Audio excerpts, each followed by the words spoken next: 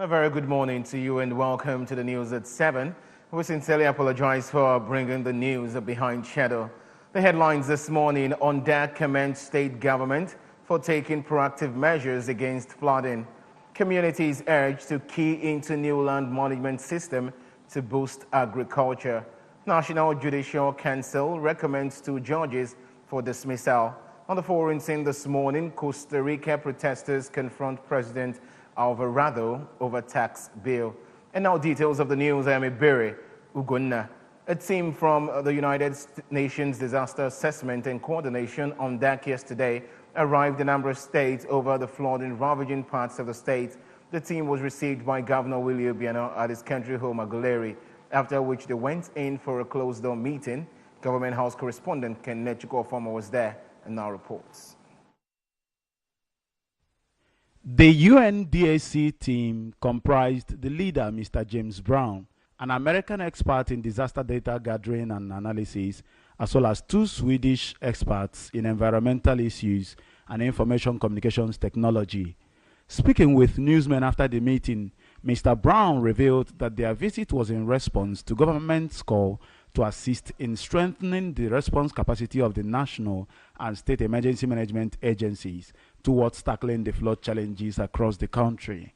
He said part of what they will be doing in Anambra will be to gather data on the real situation and relay to the United Nations head office at Abuja for interventions from the agency and the international community. Mr. Brown observed that despite the intensity of the flood ravaging communities of the state, very minimal casualties have been recorded, attributing it to the preparedness of the government.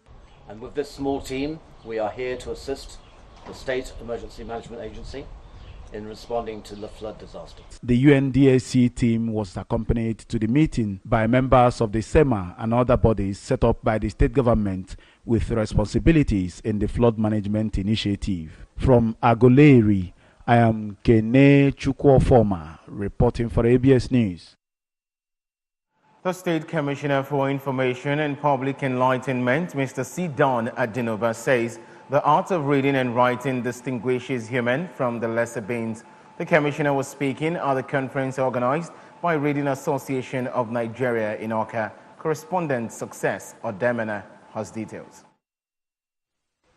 Commissioner Adinoba described reading as a lifetime experience that helps in improving and producing knowledge. Mr. Adinoba cited modern technological innovations as a product of wide reading and critical thinking, laying emphasis on high budgetary allocation for education, providing information and communication technology devices, among others, as ways to promote reading culture.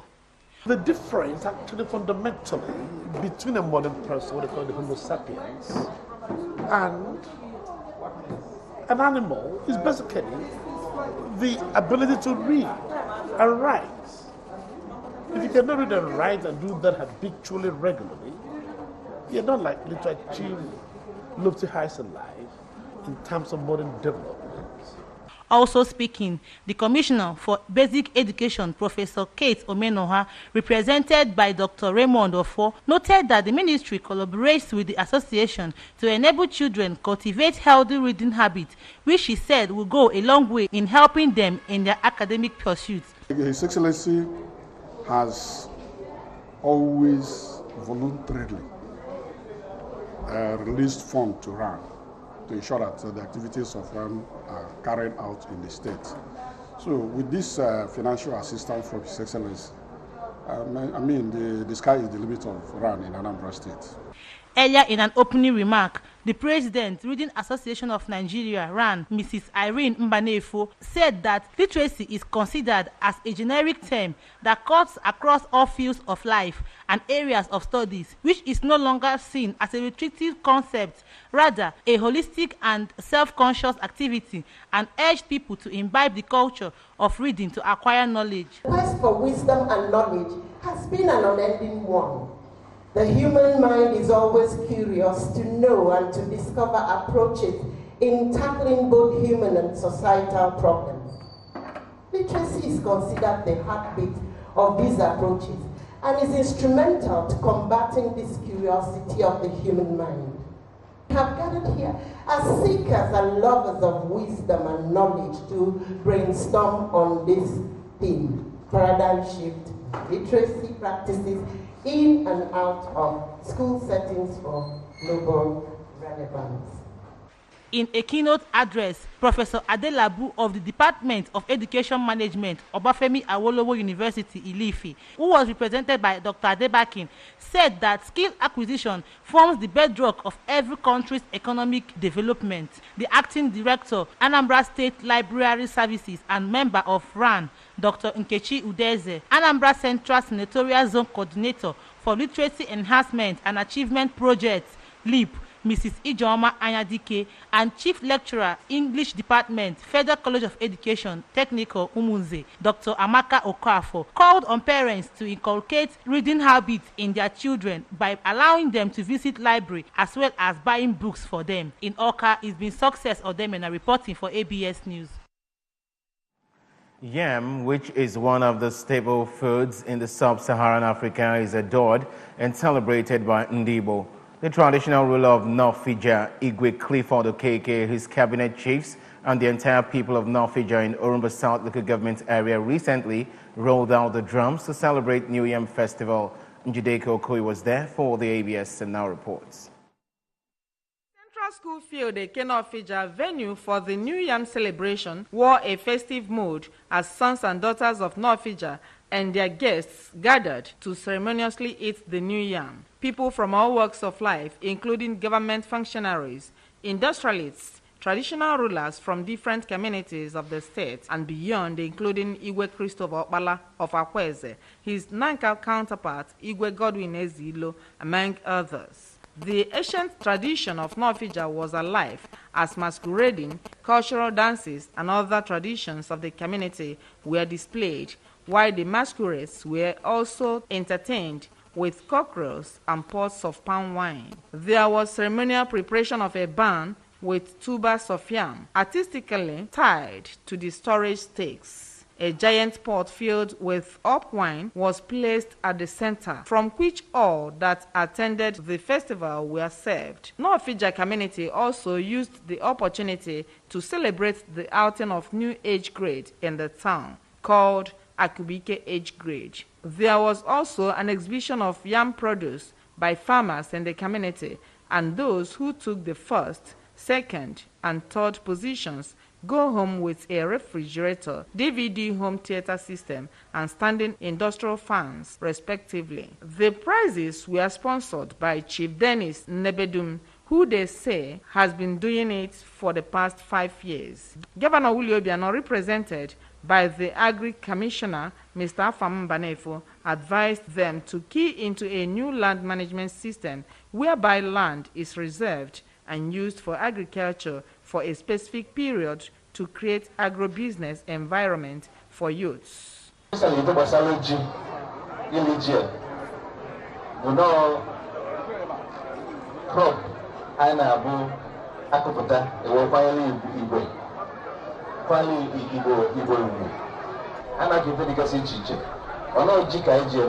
fruits. So it's an opportunity. I know as for giving us the yield, and also an opportunity for a continuous yield for the next season. Igwe Okeke, who performed the symbolic breaking of kola nuts, later cut the new yam into 4 and shared to the 4 villages in North Fija through the kingmakers from the villages.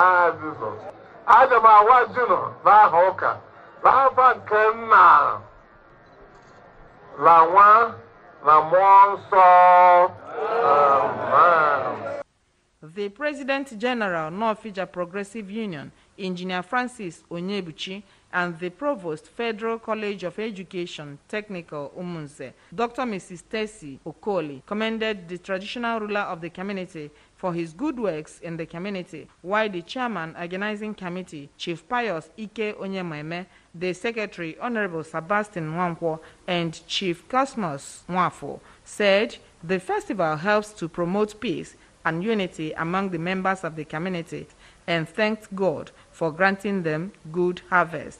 The ceremony featured cultural dance by Igwe Okeke, his wife Pauline, and members of his cabinet.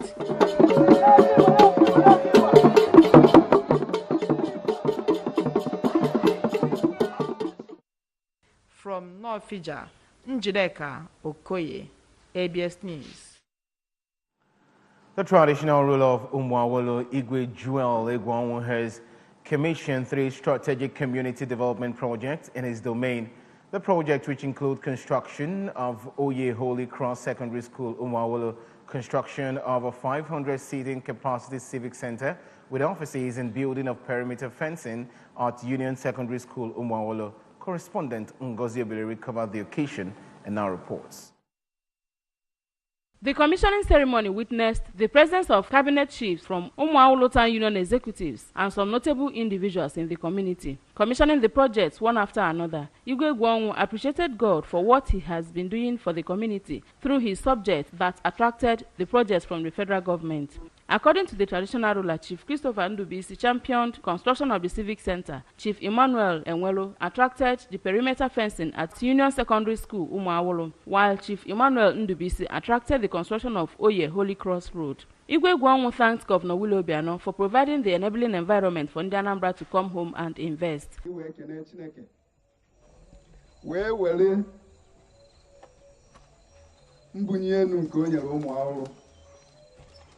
Site n'ịrụ fence na Union Secondary School Umuawolo. Anyị na-ekene Chukwu na o ji ụmụ ya bụ ndị Umuawolo wee kwara ngwa ọrụ wee rụọ ife arụrụ ebe a. The President General of the community, Chief Ike Nkala, noted that peace is necessary for communities to develop, adding that the community has been enjoying a lot of good fortunes since their traditional ruler ascended the throne. Chief Nkala appreciated those who attracted federal government presence into the community and noted that together they can build a more habitable environment for their children and generations to come. Today, we all assembled here to appreciate God for all the wonderful things He has been in this community. I would say now God sent candidates of Chief Emmanuel Christopher Ndubisi and Emmanuel Ndubisi. Now God sent the Kafawo. In their separate speeches, Chiefs Ndubisi, Enwelo, and Ndubisi, who thanked God for the successful completion of the project, pledged to continue to attract more developments to the community, praying God to grant long life to their monarch, whom they say is a blessing to them. Amen. And what did you like? Otuaka when I was in Dozo, Undu Maulu, Oyajolo Bodofia de Ma, Omegini, Obatiano Maulu. More projects is coming, it's on the way already. Before this year, as far as the supporting of this government will benefit in this government. The projects were cited under MDG 2017 Constituency and Zonal Intervention Project and supervised by the Federal Ministry of Lands, Housing and Urban Development as well as the Federal Ministry of Works. From Umuawolo, Inoka South Council area, I am Ngozi Obileri for ABS News. On national stories, the National Judicial Council has recommended the dismissal of 2 judges to President Muhammadu Buhari. According to a statement by the Director of Information of the NJC, Mr. Soji Oye, the judges are Justice Rita Ofili Ajumogobia of the Federal High Court and Justice James Agbadu Fishim of the National Industrial Court of Nigeria. Oye said the NJC had in the interim placed the 2 judges on immediate suspension pending the confirmation of its recommendation by Buhari. He said the NJC took the decision to dismiss the judges for various acts of misconduct at its 87th meeting, which held under the chairmanship of the Chief Justice of Nigeria, Justice Walton Onagan. The 2 judges were to be dismissed following the findings of the investigative panels of the NJC, which investigated the separate petition sent against them by the acting chairman of the Economic and Financial Crimes Commission, Mr. Ibrahim Magu. And now in business news, the World Bank has cut its economic growth forecast for Nigeria and other sub-Saharan African countries for this year to 2.7% from an earlier forecast of 3.1%. The bank said that the cut was mainly because of the slower than expected growth in the continent's bigger economies. He said the slowing pace of the recovery in sub-Saharan Africa was explained by the sluggish expansion in the region's three largest economies, Nigeria, Angola, and South Africa. The region, which had posted a fairly fast average growth rate in the years leading up to 2015, suffered a loss of momentum in economic output after commodity prices crashed in 2015-2016. In April, the World Bank had predicted that the recovery would gather pace this year, with average growth expected at 3.1%, up from 2.3% last year. Lower oil production in Angola and Nigeria offset higher oil prices, and in South Africa, weak household consumption growth was compounded by a contraction in agriculture. The World Bank said the rest of the countries in the region have been growing steadily this year. The bank said, including those that do not depend on commodities such as Ivory Coast, Kenya, and Rwanda. The World Bank's chief economist for Africa, Albert Zifak, urged governments in the region to stop wasting money and instead boost productivity to support the region's economic recovery.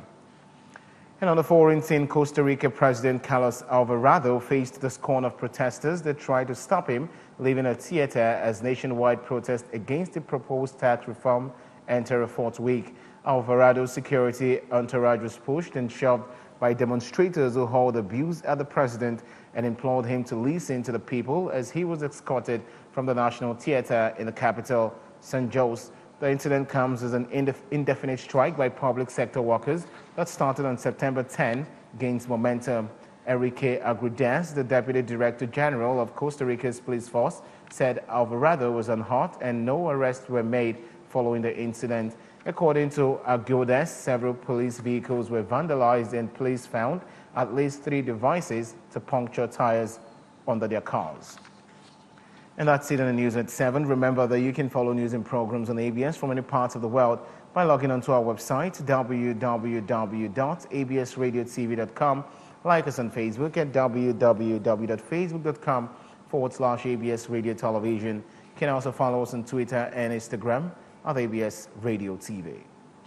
And just before we go, a quick reminder of our top stories. ONDAC has commended state government for taking proactive measures against flooding.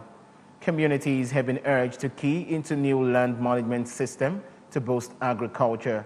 National Judicial Council has recommended 2 judges for dismissal. And on the foreign scene, Costa Rica protesters have confronted President Alvarado over tax bill. And that's the size of our package this morning. Many thanks for watching. I'm Ebere Ugonna. Good morning, Anambra. Continue shortly. Please stay with us.